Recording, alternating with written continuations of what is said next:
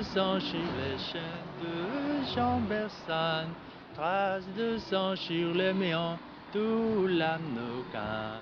Aujourd'hui sur le laurier de la Goya, le trace à qu'un rayon de leurs éclats. Ah, général Guimison, cher est son nom. Oh, général Guimison, bourré son nom.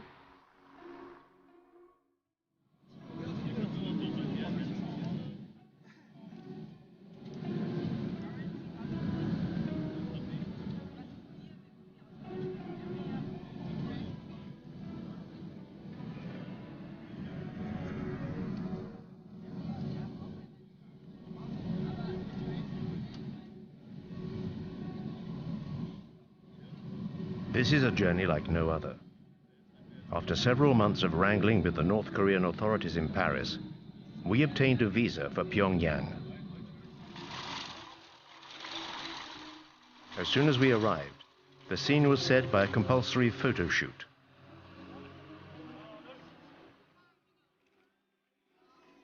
Journalists are kept under close surveillance.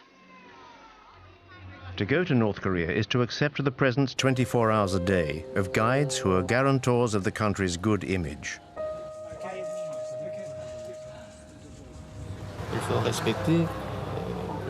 The law must be respected. We do not allow French journalists to go out alone. Our country, North Korea, does not like the French. Why? Because they took part in anti-North Korean operations. There never were any French operations against North Korea. But in Pyongyang's eyes, every foreigner is a potential enemy who has to be closely watched. It's the sworn duty of each guide to chaperone the visitor and regurgitate the regime's propaganda. Even these official North Korean guides may not be filmed. During our stay, we will be confined to our Pyongyang hotel, with absolutely no chance of being allowed to go out into the city unaccompanied. So, Mr. Han, what are we going to do? What now? Going for a stroll. Where? Here. In the hotel? Yes, in the hotel. Maybe we could go into town. No.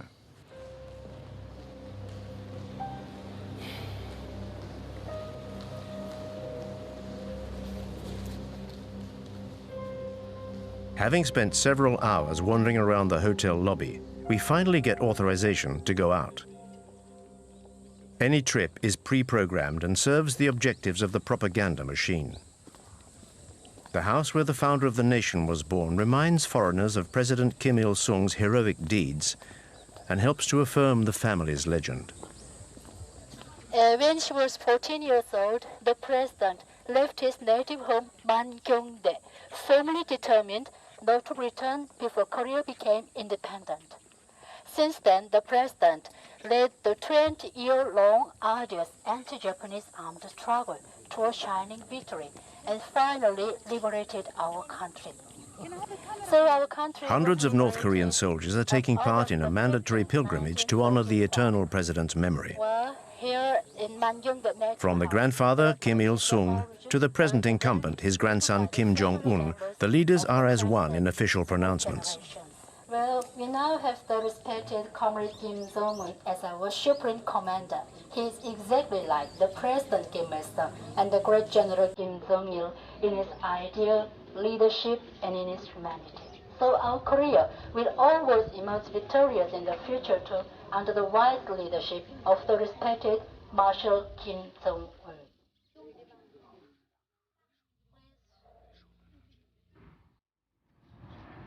We've been given authorization to visit Pyongyang to film the capital's latest infrastructures.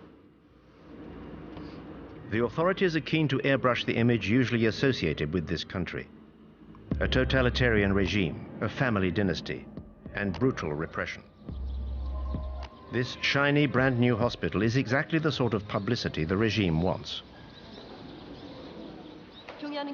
On the 3rd of November last year, Marshal Kim Jong-un visited our hospital.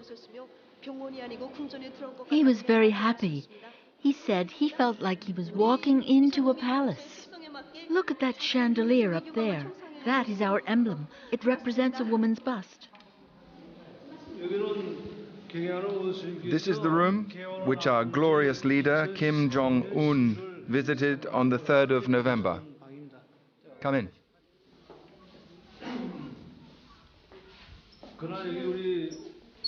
This is the bed the Marshal sat on when he came here. He asked how long the patients stay here. And Marshal Kim Jong-un sent us this 42-inch television the day after his visit. So you sleep here, is that right? You're a patient here. Yes, Do you speak French? a little. What a stroke of luck. The first patient we meet and she speaks French. How much longer are you going to be staying here? A week should be enough, I think. Wearing her hospital clothes, this patient is giving the performance of her life in this well-directed play.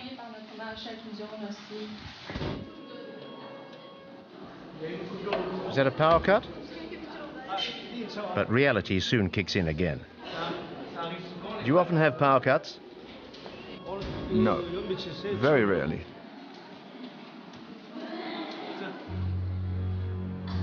The hospital's employees do their best to remain unmoved by such events. Nothing can tarnish the image of the country and those who run it.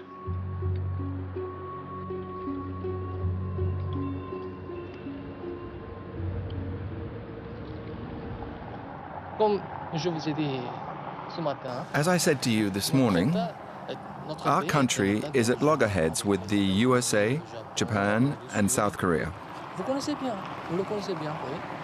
So we need a strong military, many soldiers to defend the fatherland.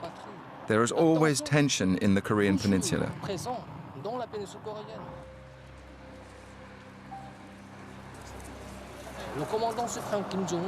And Commander Kim Jong-un is very young. He has declared, if our enemies dare to light even the smallest fuse of a war, Korea will strike a lethal blow, which will definitively unite the country. Reunification of our nation is the most fervent wish of every Korean. This desire for reunification dates from the end of the Korean War in 1953, when the peninsula was split into two countries. But no peace treaty was ever signed. Officially, the two Koreas are still at war. North Korea was subsequently run by Kim Il-sung until 1994, and then by his son, General Kim Jong-il, who died on the 17th of December, 2011.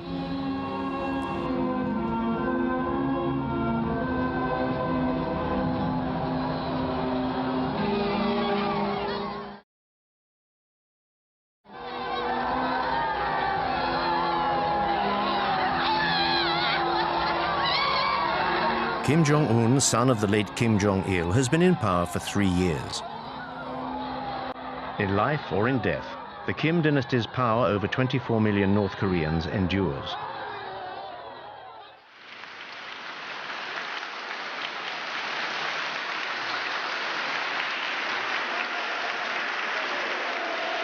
The Kim family is the first communist dynasty in history.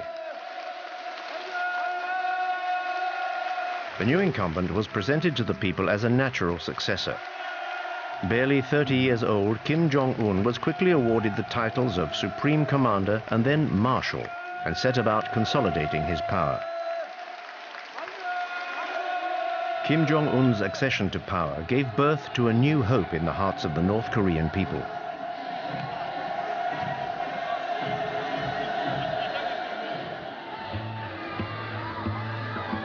More of a modernist than his father, he built theme parks and was accompanied at public appearances by his wife.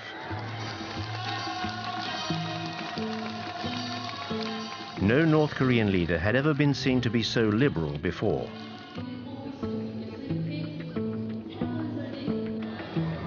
Kim Jong-un cultivated his image right down to his posture, which was designed to be reminiscent of his grandfather's. Propaganda has now established him as the third strongman of the North Korean nation. The leader is the country's brain and the people are its body. Our guide is here to remind us of this. Marshal Kim Jong-un is exactly like General Kim Jong-il in his human virtues, his political leadership, and his philosophy. Therefore, everybody respects and idolizes him. The guide's rhetoric is always the same. Under Kim Jong-un, devotion to the leaders remains almost religious. Like all transient foreigners, we are constrained by the regime's demands.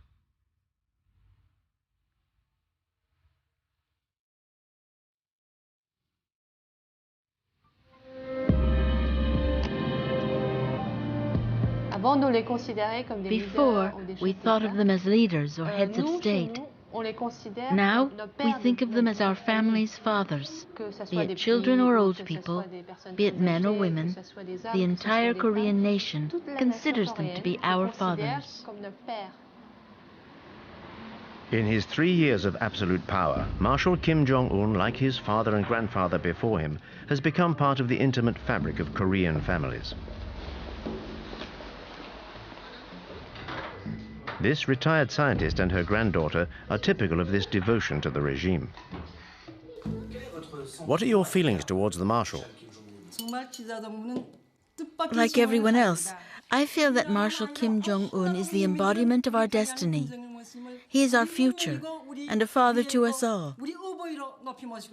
You foreigners could never understand how much we venerate our Marshal.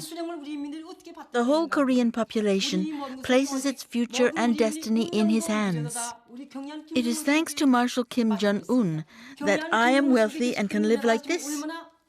In fact, maybe you know the song which speaks of the rise of our young nation and tells how our country will be built by the people under the guidance of Comrade Kim Jong-un. Thanks to him, our future will be brilliant and socialism will triumph.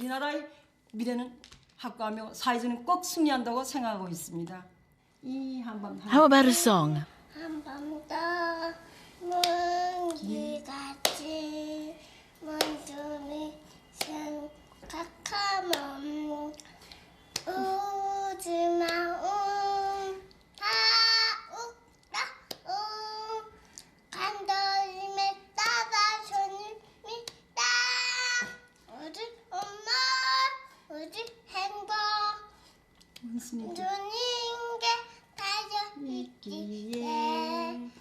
아침 저녁 소원은 하나 원수님의 안녕입니다. You see, even little children miss the Marshal, so they salute him in their songs. Your granddaughter who just sang, she's 2 years old. What kind of future do you want for her? What kind of country will she live in?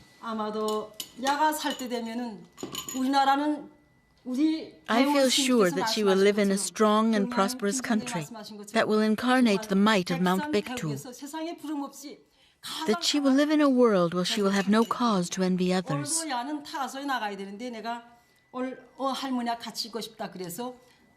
She already goes to a good nursery and will go to the free high school and university. We hope she's going to be a scientist like her grandfather. We would like her to contribute to our nation's developments in science and technology under the guidance of Marshal Kim Jong-un.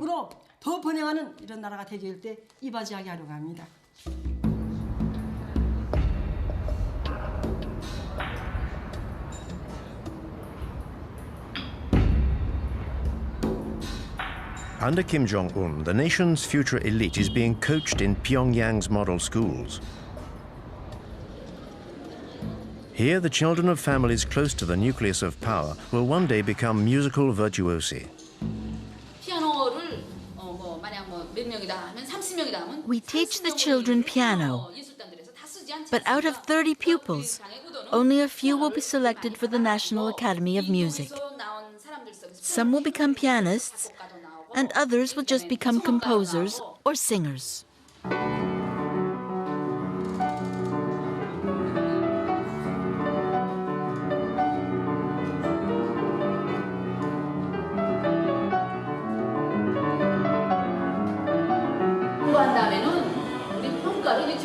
Our junior school gives out these red stars as rewards to children for good work. And when they see these stars, it also makes them want to join the army.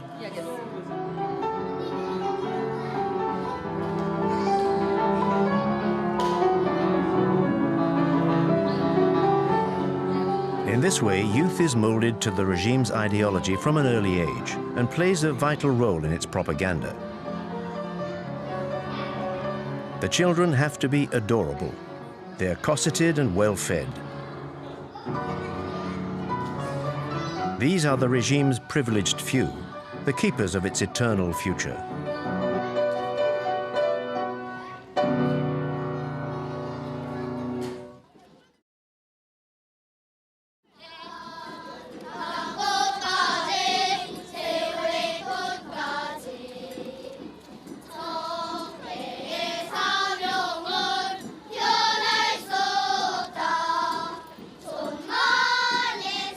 From infant school through to university, devotion to the leader seems unfailing. But all the parades, songs and smiles hide another reality. The images that we filmed in North Korea give no insight into how this enigmatic country really works. Only North Korean refugees who have fled their homeland can genuinely shed light on the country's everyday life. What your footage shows is children who are all at the same level. The ones who lead the parades on the streets of Pyongyang are psychologically groomed throughout their time at school, and usually they have access to better facilities, owing to their parents' position, because it's a privilege to lead parades like this through the streets of the capital.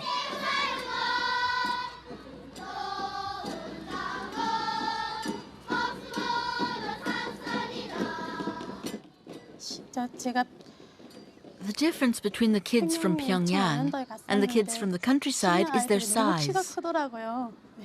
The children from the capital are much bigger than the country kids of the same age. This is due to lack of protein in their diet.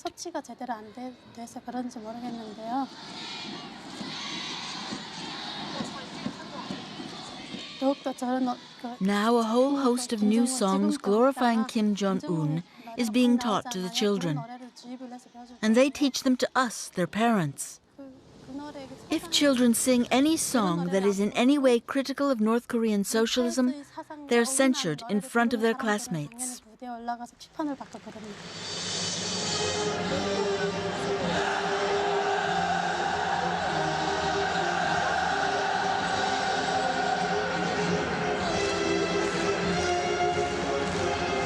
This indoctrination of youth is an absolute priority.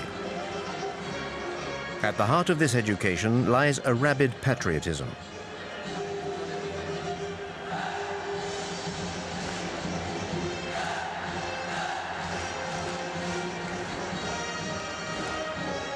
These children are the future of North Korea and have to be ready to defend their nation. These mass spectacles are designed for the North Korean nation to promote its sense of power.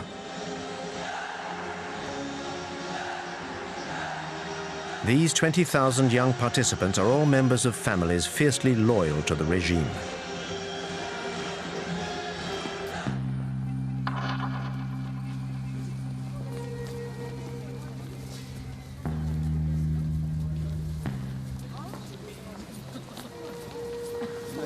These Pyongyang citizens are an essential part of the regime's rhetoric, at its very core. Students, teachers, and high-ranking military officers whose loyalty is beyond question. These men and women from the capital's elite are the only people allowed to meet foreigners. Like the Park family, a couple of university professors hand-picked by our guides. The Park family's exemplary conduct has enabled them to move into this block of flats. I'm still emotional talking to you now. We used to live on Mansadong Hill over there, in a flat on the 15th floor of a building, where those two statues of our leaders are. We were given this apartment on the 2nd of July 2012. Marshal Kim Jong-un came to visit us on the 4th of September 2012. He looked at every room, even the bathroom. He turned on the tap and the water ran freely, so he was very pleased. I couldn't believe how lucky I was to be able to live in a flat like this.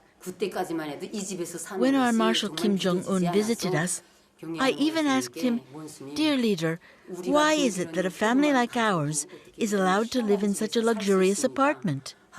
The Marshal said, "In our society, teachers and their families are the people who are entitled to the greatest respect. If people like you can't benefit from living in a place like this, then who can? You deserve to live here." That's what the Marshal told me. A model flat for a model family. Happiness, North Korean style, is, like everything else, stage managed. In order to ensure their loyalty and to disguise the iron rod hanging over the population, Kim Jong-un has transformed Pyongyang into a shop window for the regime's privileged few. Our Marshal Kim Jong-un is trying to ensure that all our people can enjoy a happy life. He wants the people to be able to live in a civilized country, a civilized and socialist country. It is his will and his intention that the people may one day enjoy a very modern lifestyle. This shows that we're trying to develop not just the leisure industry, but also sport, healthcare, and culture. We're trying to live in a more civilized world, basically. The despot Kim Jong-un has decreed the North Koreans should have fun. The country has supposedly entered a new era with fun for everyone. At least, that's the image that the authorities want to display to foreign visitors. On the outskirts of Pyongyang, this equestrian center is Marshal Kim Jong-un's latest creation.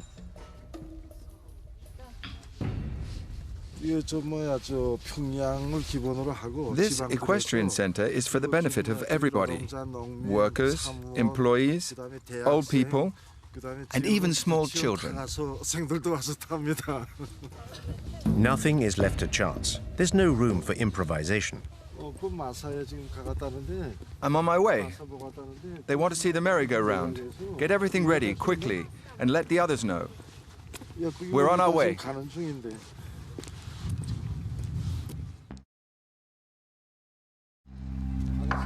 The horse symbolizes North Korea's power. If you believe what the North Koreans say, the Kim family comes from a long line of horsemen. The legend surrounding the supreme leader continues. Between 1990 and today, Marshal Kim Jong-un got on a horse 300 times, advised and coached by General Kim Jong-il. He worked very hard at it. In order to become a great horseman, he studied and read many books which enabled him to master every aspect of horse riding. That's why he's such an expert now. The myth surrounding Kim Jong-un borders on the grotesque. Indoctrination seeps into every aspect of life. Our presence here serves to export this ultra-propaganda across the country's borders.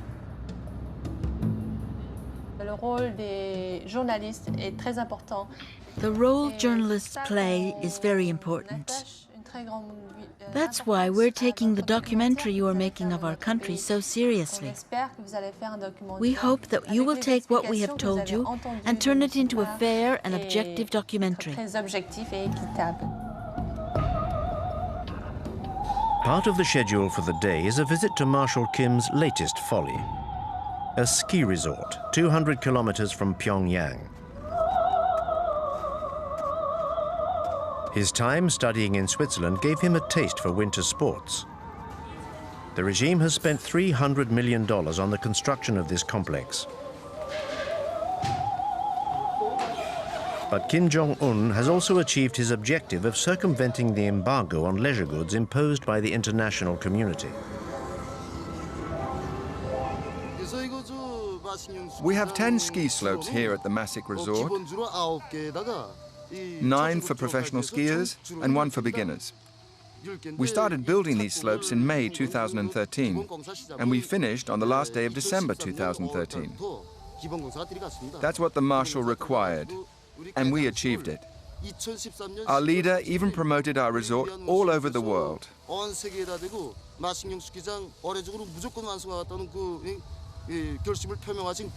Skiing is part of our country's culture, and so Kim Jong-un wanted this resort built to develop our civilization.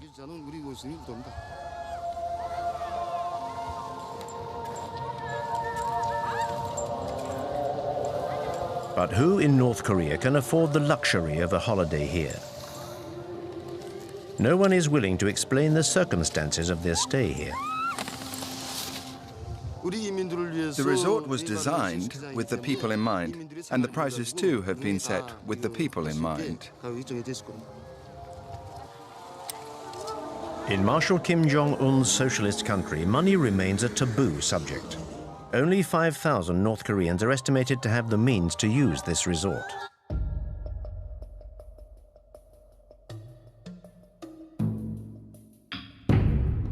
In the opinion of this North Korean refugee, these new facilities are unacceptable.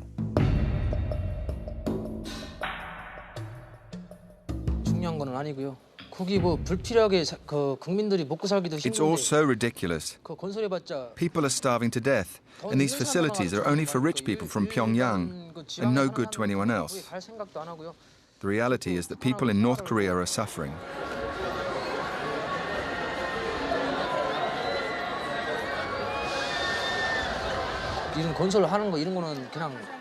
When I see all these leisure facilities being built, I think to myself that it's just to placate the people and show people abroad that the country is capable of achieving these things.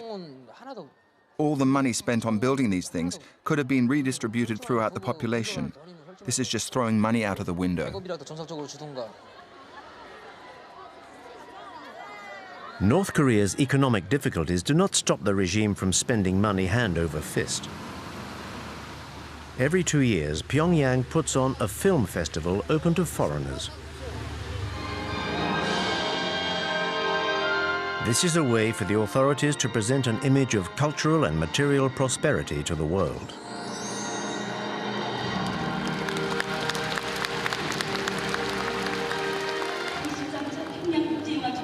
We declare the 13th Pyongyang International Film Festival open. The films and cartoons shown all follow the party line, of course. This amenability towards the world outside North Korea is limited, and tributes to the leader are never far away. This event is all the more important because it only takes place thanks to the interest and the love that Marshal Kim Jong-un has for the cinema. You're about to watch films which are completely innovative in both form and content.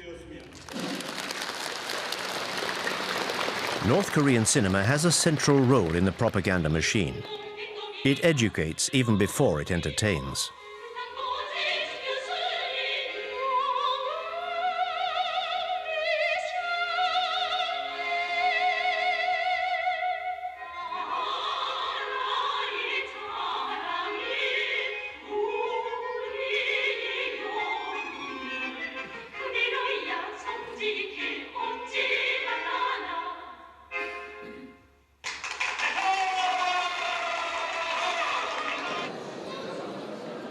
The film festival also allows the regime to present itself in a good light, a message relentlessly driven home by the Ministry of Culture.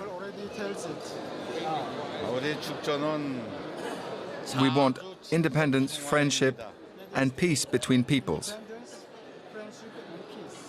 All over the world? Yes, all over the world. A select group of dignitaries and a few foreigners are being treated to a soirée orchestrated by the great and good of the regime.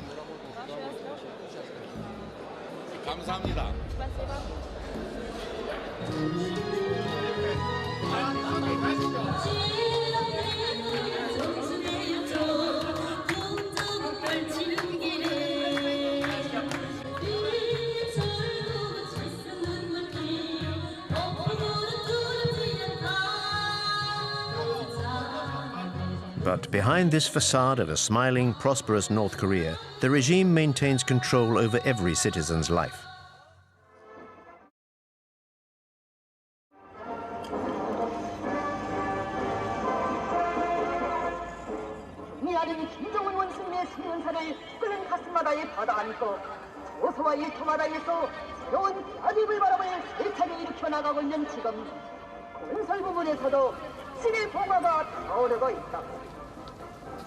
경연 원숭이의 10년차를 엮기 맞서서 정청강 기단식 발전소 건설장과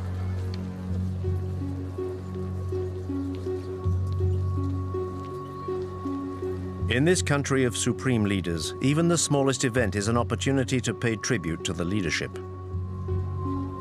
Under North Korea's totalitarian system, there is no other choice.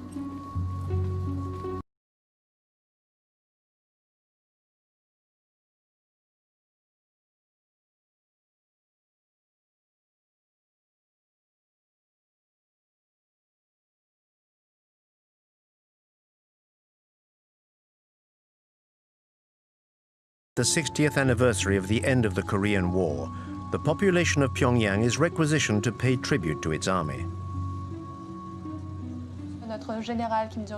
General Kim Jong-il said, "To safeguard our country, one can live without candy, but one cannot live without bullets." Our guide's words are directly influenced by the Songun doctrine, devised by the former leader Kim Jong-il, which gives the army the dominant role in building North Korea's socialism.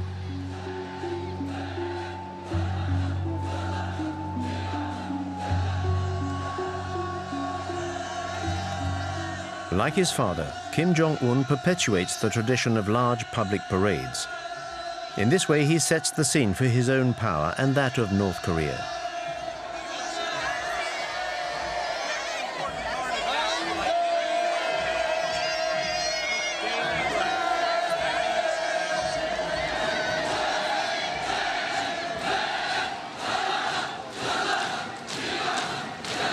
The army is the keystone of the regime, with 1 million North Koreans enlisted and a third of the population reservists.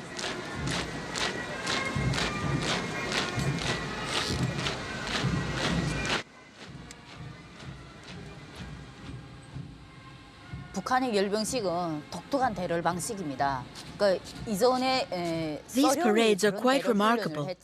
I think they used to do something similar in the former USSR. What leaders Kim Il-sung and Kim Jong-il taught us was a style of military marching called the Hell March, which dated from the end of the war with Japan. It's a style that Kim Il-sung was already using when he fought the Japanese. The idea is to intimidate the enemy. When you do a hopping goose step like that, it's rough on the stomach. When we trained, we were told to wear 2 leather belts done up very tightly under our belly. This pushed up your stomach, which you can imagine is very painful.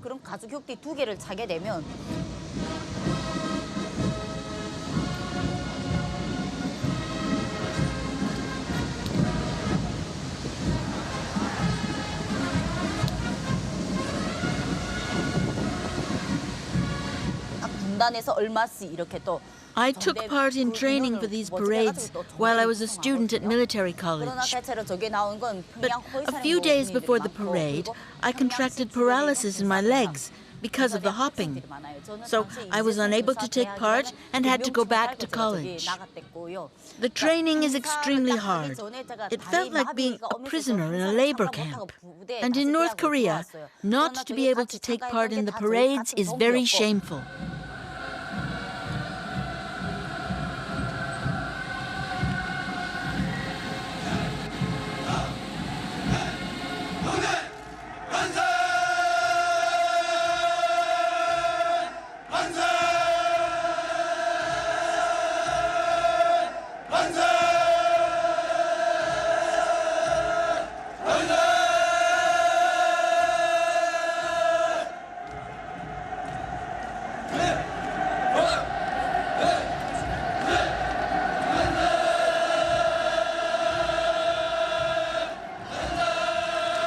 In order to establish his authority over the army and the party, Kim Jong-un took his inspiration from the darkest days of Stalinism.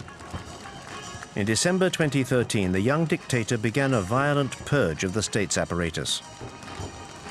Any officials who could have got in his way were brutally eliminated, beginning with his own uncle, Jan Song-taek, who was very influential at the heart of the regime.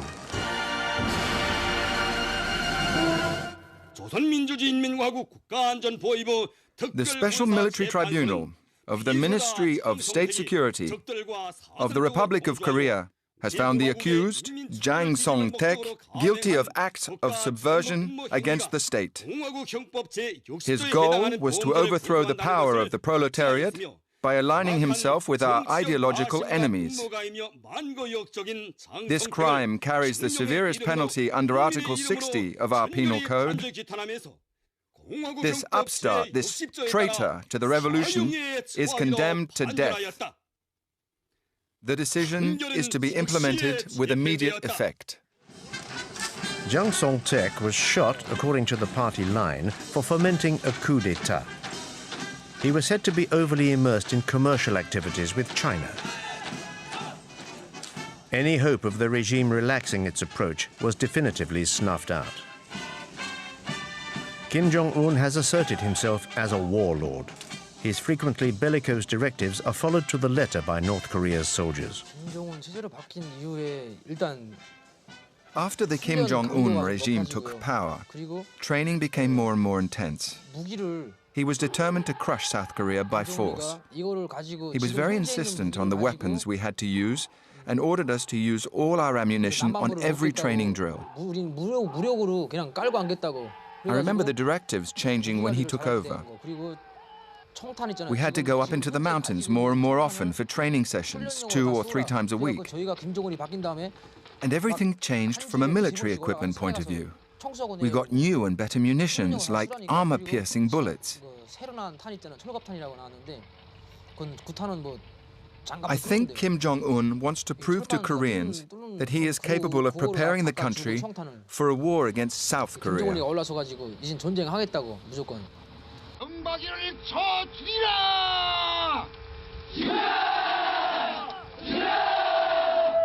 Marshal Kim Jong-un regularly challenges his southern neighbor and enemy. The regime's belligerent rhetoric goes hand in hand with provocative acts such as nuclear trials or military maneuvers. The state needs an enemy to justify the economic priority given to the military. This policy operates with no regard for the population, which outside Pyongyang is still vulnerable. Between 1994 and 1998, the country suffered its worst ever famine, which caused the deaths of hundreds of thousands of people. At that time, I was a soldier, and I had some serious health issues. I'd lost a lot of weight. I remember that opposite my barracks, there was a woman who used to deliver food to the Labour Party cells. I went to see the farm manager and pleaded with him to give me some apples. I said, "Give me an apple before I starve to death." So he said, "You can eat what you like when you're here, but you can't take anything with you. Otherwise, all the other soldiers will end up coming here and your superiors will confiscate your food." I lived on an apple in the morning and an apple in the evening for several months. Nowadays, there are no great famines, but lack of food is still the main thorn in the regime's side. A third of the country's population suffers from malnutrition and is dependent on a public food distribution system.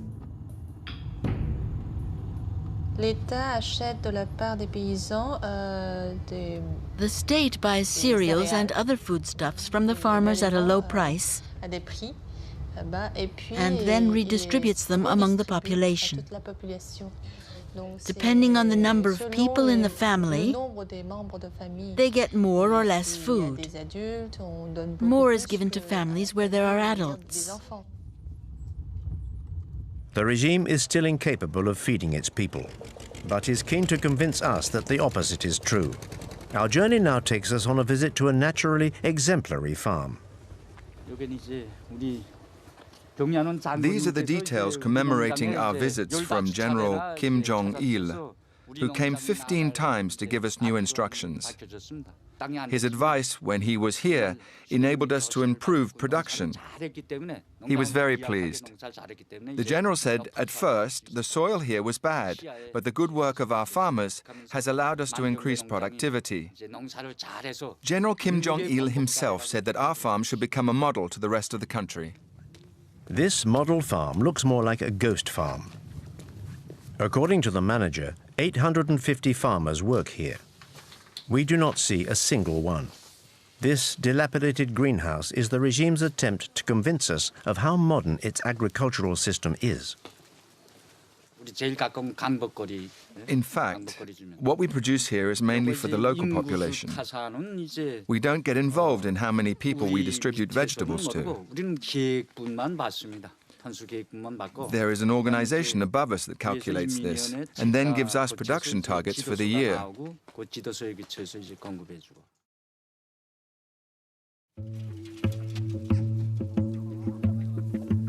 But the targets set by the authorities are unattainable.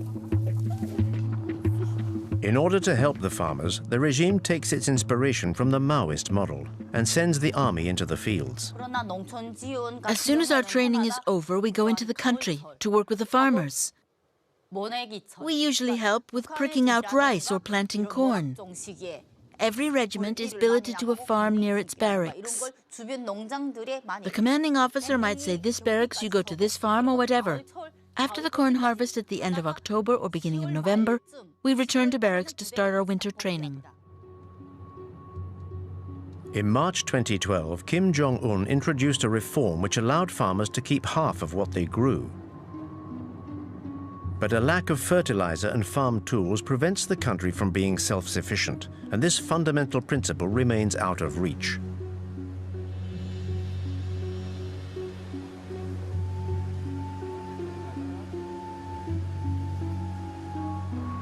The regime seems to continue supporting a systematic economic path. But today, it no longer has any choice but to tolerate private commercial ventures.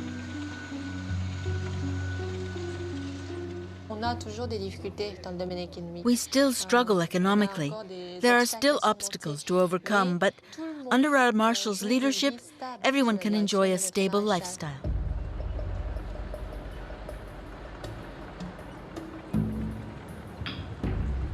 The regime has succeeded in maintaining this stability by cutting off its population from the outside world. Only a handful of North Koreans managed to get around this isolation via the black market. There are smugglers who regularly cross the Two-Man River on the Chinese border and bring back contraband. I went into business with a bunch of friends, and I remember everyone copying and burning South Korean DVDs brought in from China, and then selling them in the markets. In North Korea, buying DVDs like this is expressly forbidden and goes against the regime and the law. It is actually dangerous to even own them.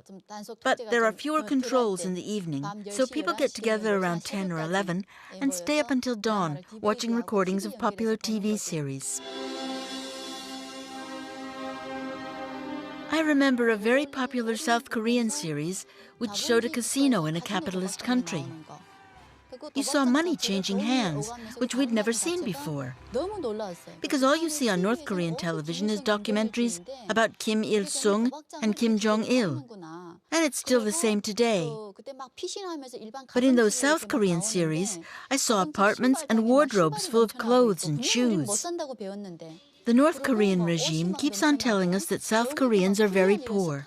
But the people in those series were really fashionably dressed, and I loved it.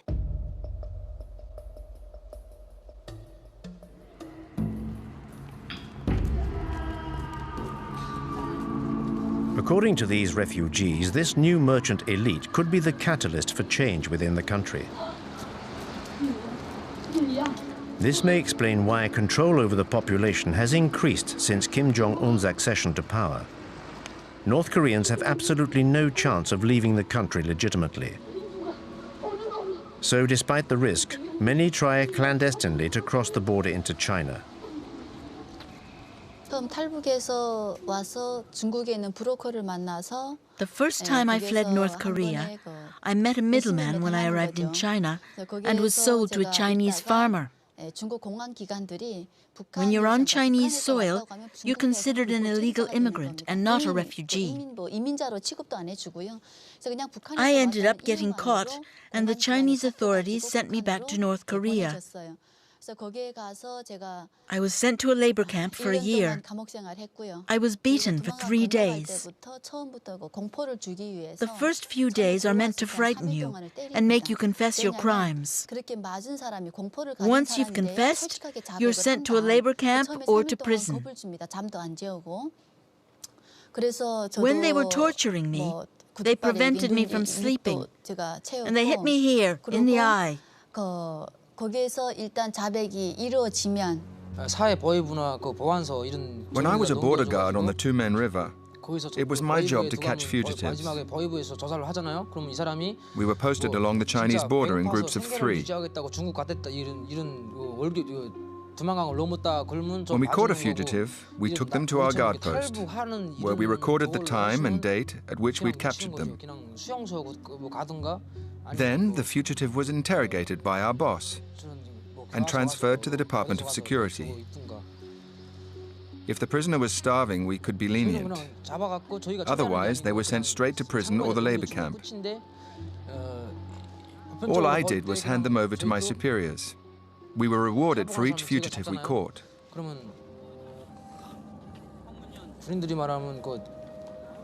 I stopped about 8 people from escaping across the Tumen River into China.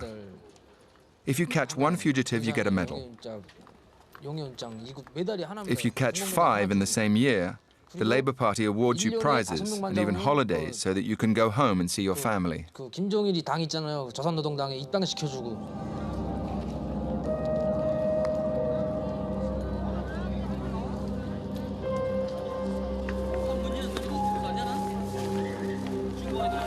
살아갈 길이 너무도 막연했어요. 그리고 이미 저는 Once I left prison, I wondered how I was going to carry on living with no identity. 국가 반역자로 이미 I was considered a traitor to the nation, so I had no future in North Korea. I tried to flee a second time. I had obtained contact details for a people trafficker while I was in prison. Thanks to him, I managed to cross the Tumen River between China and North Korea. With the fake passport he made me, I got on a boat to South Korea the following day.